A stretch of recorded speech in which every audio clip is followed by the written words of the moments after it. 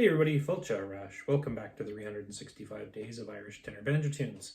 I believe we're on day 57 today. We're going to be playing a barn dance called Lucy Farr's Barn Dance, number 340 in the big book of 365 Irish Tunes. I think this is the first time we've played a barn dance. So it's in 4/4 time.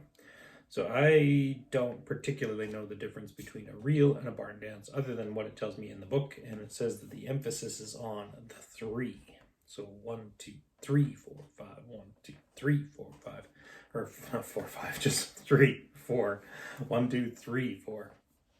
Yeah, this one in particular, it really feels like it's meant for a dance because it's, it starts off with 4 quarters. Dun, dun, dun, dun, dun, dun, dun, dun, dun, dun. Dun, dun, dun, dun. So it's got a real dancey feel for like a set dance, and I'm sure that's what it was made up for. Other than that, I know very little about it, and we are going to do our best to play it in the proper style. So if you're just joining us for the first time, just this is my New Year's resolution to pick up the banjo once a day and try and learn a new tune, and it's more for my own education, and sort of posting them on YouTube sort of keeps me accountable to myself more than anything else. But if you are a beginner, you might find the speed at which I play useful. So the first time through, I always go really slow. Then I try and do a bit of practice and do what I call a moderate pace version, which is still probably not as fast as most banjo players. Anyways, first time through, nice and slow, Lucy Farr's Barn Dance.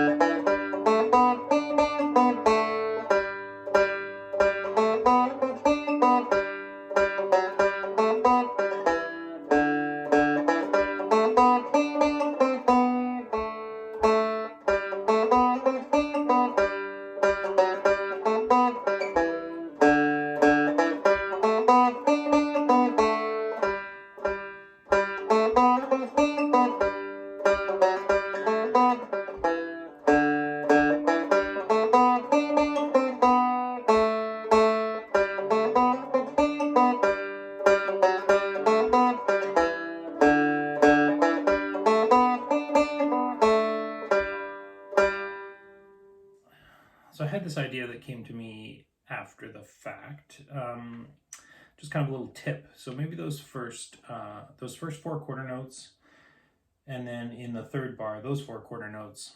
Like if you're brand new to a stringed instrument, so it occurs to me like, I play guitar, and I've played guitar for 10 years. I'm not great, but I know a little bit. If you play guitar, like those first few notes to me, they sound like they should be kind of staccato-ish, like bump, bump, bump, bump. Like I don't know how the dance goes. Maybe I'm wrong, but to me they feel that's how they should be. And there's basically 2 different ways you could play those. And if you've never thought of it before, and it's your first time playing a stringed instrument, you might play them something like this. So you hear how it's boom, boom, boom, boom. So there's a whole bunch of sustain on each of those notes. So what you can do is when you play those notes, if you take your finger and you just kind of release it each time, so you can play it in the same time. So if I go 1, 2, 3, 4, or I go 1, 2, 3, 4, it's the same amount of time. I'm just going, instead of going 1, 2, 3, 4, I'm going 1, 2, 3, 4. I think it sounds better. So it's all a matter of as soon as you hit the note, you kind of lift your finger off.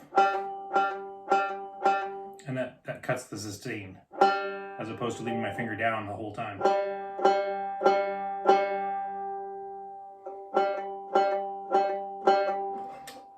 And obviously I'm ringing because my hand's off the banjo too. The other thing, I think if you're talking about sustain and things like that, if you're finding you're not getting any sustain in your notes, you can also look at your hand position. So your hand position should be just kind of just behind the bridge. You shouldn't be really resting on top of the bridge.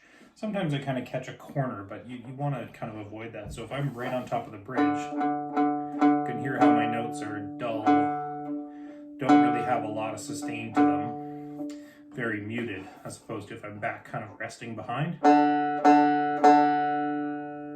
You can also affect it a bit with your hand on the head too. So if my hand's completely off, as opposed to, but I don't find that affects it as much. And I like to be anchored here. Like I like to have a bit of a reference point. So in this case, though, we're talking about that staccato on those first 4 quarter notes.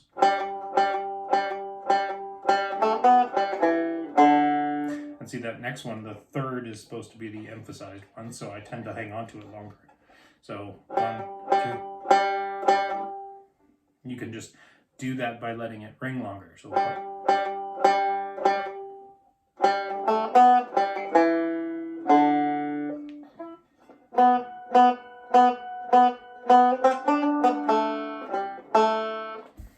anyways, just a little thing I thought of in my head after I had finished recording all of this.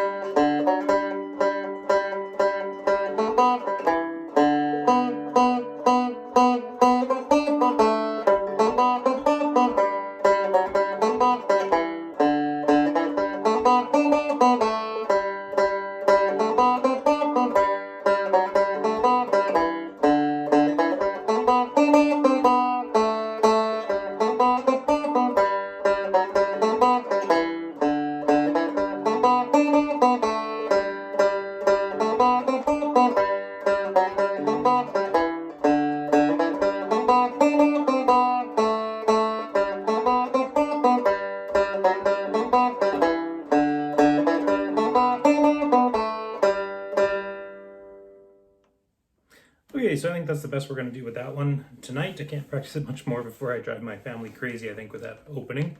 But it's a fun tune, and it kind of seems to want to keep itself from going too fast. I really picture those quarter notes as sort of steps. And so if you went too fast, you just have your dancers swinging around like crazy. So anyways, that's it for tonight, and we will see you tomorrow. So long.